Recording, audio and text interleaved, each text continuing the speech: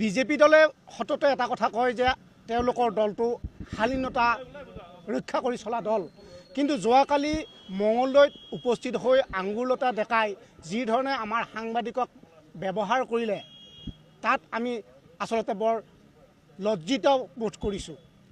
আঙুলতাৰ দৰে এগৰাকী নেত্ৰীয়ে সাংবাদিকক যি ধৰণে তেওঁ ধেত তেৰি এনেকুৱা ধৰণৰ শব্দ ব্যৱহাৰ কৰিলে তাৰ কাৰণে আমি গৰিহণা জনাইছোঁ।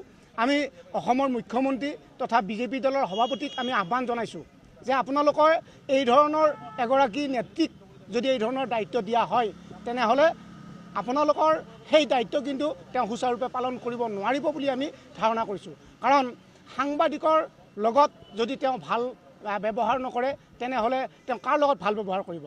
কাৰণ সাংবাদিকে তেওঁক কোনো ধৰণৰ তাত শাস্তি কৰা নাছিলে। আমি উপস্থিত আছিলোঁ সেই সময়ত, তেখেতে ভাষণ দি আছিলে, লেকচাৰ দি আছিলে, আৰু সেই সময়তে আমাৰ সাংবাদিকে ফটো সংগ্ৰহ কৰি থাকোঁতেই তেখেতে অশালীন এক শব্দ ব্যৱহাৰ কৰি আমাক লজ্জিত বোধ কৰিছে, আৰু তাৰ কাৰণে আমি খুব লাজ পাইছোঁ।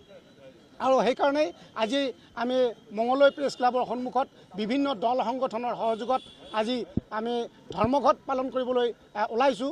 এইকাৰণেই আমি ওলাইছোঁ যে নেত্ৰীগৰাকীৰ নিজৰ যি ভুল, এই ভুল তেওঁ স্বীকাৰ কৰক, তেওঁক ক্ষমা খুজিব লাগিব, অন্যথা ইয়াৰ পিছতো আমি কিন্তু তেওঁৰ বিৰুদ্ধে আৰু ভৱিষ্যতে আমি তেখেতক মঙলদৈত আমি বৰ্জন কৰিম বুলি আমি আপোনালোকৰ জৰিয়তে আজি জনাইছোঁ।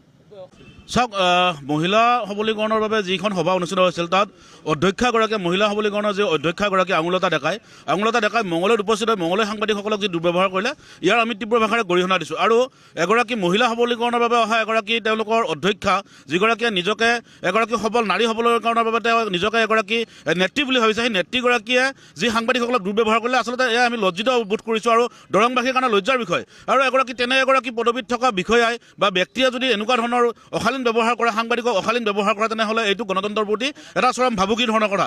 কাৰণ গণতন্ত্ৰৰ চতুৰ্থ স্তম্ভ সদৃশ সাংবাদিকসকল, যিসকলে সেই আঙুলতা ডেকাৰ নিজৰ ব্যক্তিগত জীৱনৰ উত্থানতো কিন্তু সাংবাদিকসকলৰ ভূমিকা অনস্বীকাৰ্য। কাৰণ তেখেত এগৰাকী যোৱা 5 বছৰহে তেখেত বিধায়ক আছিল, বৰ্তমান সময়ত আঙুলতা ডেকা কোন বুলি ক'লে হয়তো অসমৰ ৰাইজে তেওঁক ক'বলৈ একো নাই। গতিকে তেনেকুৱা এগৰাকী ব্যক্তিয়ে আমাৰ সংবাদ মাধ্যমৰ লগত জড়িত যিসকল সাংবাদ বন্ধু আছে, সেই সাংবাদিক বন্ধুসকলক যি ধৰণে তেখেতে ব্যৱহাৰ কৰিলে বা তেওঁ যি ধৰণৰ উপলুঙা কৰিলে, এই কথাখিনি তেখেতে উঠিয়াই ল'ব লাগে। কাৰণ তাৰ পিছৰ পৰৱৰ্তী সময়ত আমি সামাজিক মাধ্যমত দেখিবলৈ পাইছোঁ যে তেখেতৰ যি অহংকাৰী স্বভাৱ, সেই অহংকাৰী স্বভাৱ প্ৰকাশ হৈছে। তেখেতে এই কথাটো স্বীকাৰ কৰিব খোজা নাই, কাৰণ কেমেৰাত ভিডিঅ'ত ইতিমধ্যে আহি গৈছে, নিউজত আহি গৈছে, তাৰ পিছতো তেওঁ কথাটো কিন্তু মানি ল'ব খোজা নাই। আচলতে এনেকুৱা ধৰণৰ দাম্ভিকতাপূৰ্ণ এগৰাকী ব্যক্তি কেনেদৰে এনেকুৱা এখন আসনত বহি আছে, আমি সেইটো লৈ প্ৰশ্ন উত্থাপন কৰিছোঁ। আৰু এই অধ্যক্ষাগৰাকীক নিশ্চয়কৈ তেখেতৰ